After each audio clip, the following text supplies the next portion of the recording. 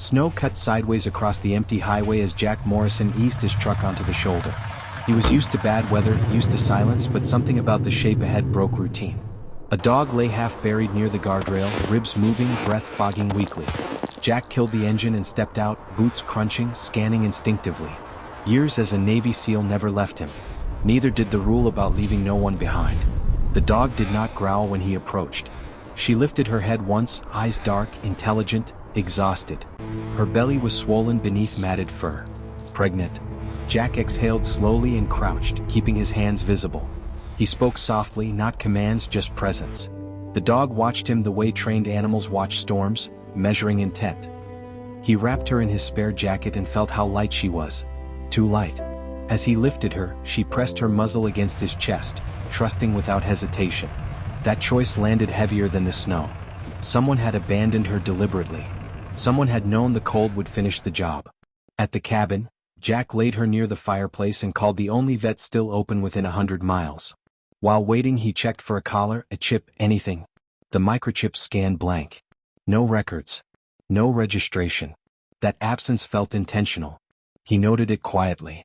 The vet confirmed what Jack already feared. The dog was late term. Stress could kill her or the puppies. Jack signed the emergency intake without asking about cost. He named her Haven, not sentimentally but practically. Names gave responsibility shape. That night, the storm sealed the world shut. Haven slept, waking often, ears twitching, body angled toward the door. Jack sat nearby, cleaning gear he no longer needed, watching her breathing steady and slow. He thought about orders, about choices made once and lived with forever. Saving Haven was simple. What followed would not be. Outside, wind erased tracks. Inside, a bond formed without ceremony.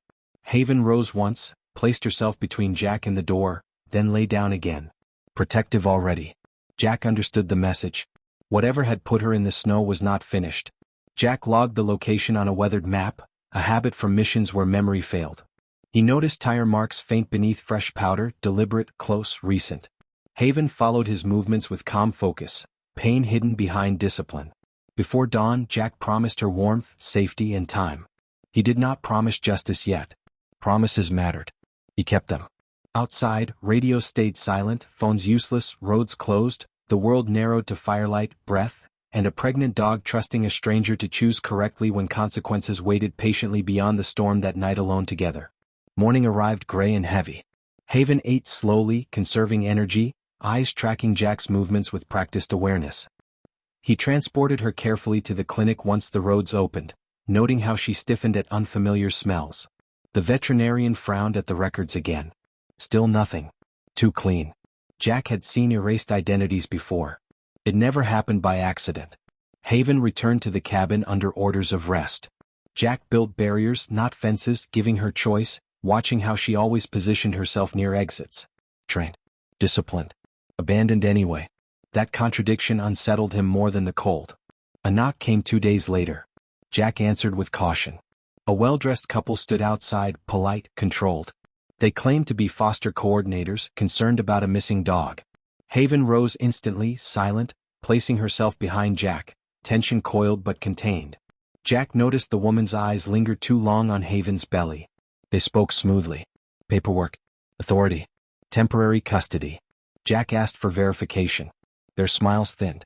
Haven's ears flattened. She stared, not afraid but warning. Jack declined politely. The couple left without argument, but Jack watched their car disappear down the road and wrote the plate number from memory. That night, Haven paced. Labor was close. Jack contacted the vet and prepared the cabin. Snow returned, heavier, louder. As contractions began, Haven did not cry out. She endured, steady, focused, every movement precise. Jack followed instructions, hands calm, voice low. Life arrived quietly, one puppy, then another, then more, each fragile and breathing. Between births, Haven froze, staring at the window. Jack followed her gaze. Headlights approached. Too late. The couple returned, joined by another vehicle. Jack shut off the lights. Silence fell hard. A door opened outside. Footsteps crunched. Haven positioned herself between the puppies and the sound, muscles taut, eyes locked. Jack felt the old weight settle in his chest, the readiness he prayed never to use again. The footsteps stopped. Voices murmured. Then a sudden sharp sound, metal scraping metal. Haven lunged at the door, barking once, fierce, unmistakable. Jack pulled her back gently. The sound repeated, closer. Police lights erupted across the snow. The voices vanished. Officers surrounded the vehicles. One trunk stood open. Inside were restraints, sedatives, falsified documents. Evidence undeniable. Haven relaxed instantly, returning to her puppies. Jack exhaled slowly. He hadn't fought. He hadn't needed to. He had watched, waited, and trusted the truth to surface. Outside the storm softened. Inside new lives breathed. And for the first time since the highway, Jack believed Haven was truly safe. Investigators worked quietly over the following days. The couple's operation unraveled with disturbing ease. They specialized in breeding trained working dogs illegally, discarding females once profit margins dropped. Haven was not the first. She was simply the one who survived. Jack spoke only when asked. He provided dates, locations, observations. No opinions. No emotion. Facts were enough. The officers respected that. So did Haven, who never left his side during interviews, her presence calm, grounding. The puppies thrived. Haven recovered strength quickly, watching Jack with new attentiveness. She no longer positioned herself defensively. Instead, she rested near him, trust earned through consistency, not comfort. News spread quietly through the town. Supplies arrived. Blankets. Food. No cameras. No spectacle. Jack accepted help but declined praise. He understood something others often missed. Saving lives did not require applause. A social worker visited, asking about long-term placement. Jack listened, then shook his head. Haven chose him. The puppies would eventually leave. Haven would not. Paperwork followed intention this time, not manipulation. Weeks later, Jack returned to the highway. Snow had melted, revealing bare ground where Haven had been left. He stood there briefly, then turned away.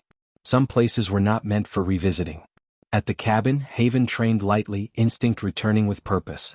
She was older, slower, but sharper than ever. Jack matched her pace.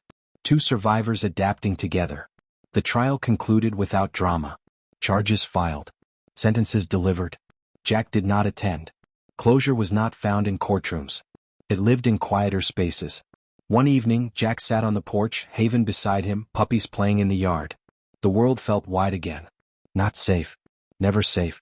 But manageable. Jack reflected on choice. He could have driven past. Many would have. The world often rewarded that. But that night he had stopped. Haven had trusted. Everything else followed. As stars emerged, Haven rested her head on his knee. Jack placed a hand on her back, feeling warmth, life, resilience. He understood then what had truly changed. Not the outcome. Not the justice. The responsibility. He had not saved Haven. They had found each other at the edge and stepped back together. And sometimes that was enough. Spring arrived slowly, melting the last traces of winter. Haven's puppies left one by one, placed with careful screening, each departure quiet and deliberate. Haven watched without distress. She understood purpose. She always had. Jack resumed work part-time, consulting, teaching discipline and restraint to younger teams. Haven accompanied him often, not as a symbol but as a presence. She reminded people that strength did not need volume. Letters arrived occasionally. Updates. Gratitude. Jack read them once, then stored them away. He did not live in reflections. One afternoon, a young handler asked Jack why he stopped that night. Jack considered the question carefully. He answered simply, "Because something needed me." That answer stayed with the handler long after. Haven aged gracefully. Her pace slowed. Her eyes remained sharp. She slept more in the sun now, content. Jack adjusted everything around that fact without resentment. Care was not a burden. It was a continuation. Years later, on another winter night, Jack and Haven sat by the fire. Snow fell softly outside. Haven's breathing was slower now, deeper. Jack knew the signs. He stayed with her, hands steady, voice calm, just presence, the way she had needed him once. When Haven passed, it was quiet. No drama. No fear. Jack buried her beneath a tree overlooking the cabin, where the light reached early each morning. Life continued. Jack continued. Changed but not broken. Sometimes passing drivers slowed near that stretch of highway, unaware of what once lay there. The road looked ordinary again. But choice leaves marks beyond what weather erases. A Navy SEAL found a pregnant canine in the snow. His choice changed everything. Not because he was extraordinary, but because, in a moment that asked nothing, he gave everything that mattered. And that is how lives are saved.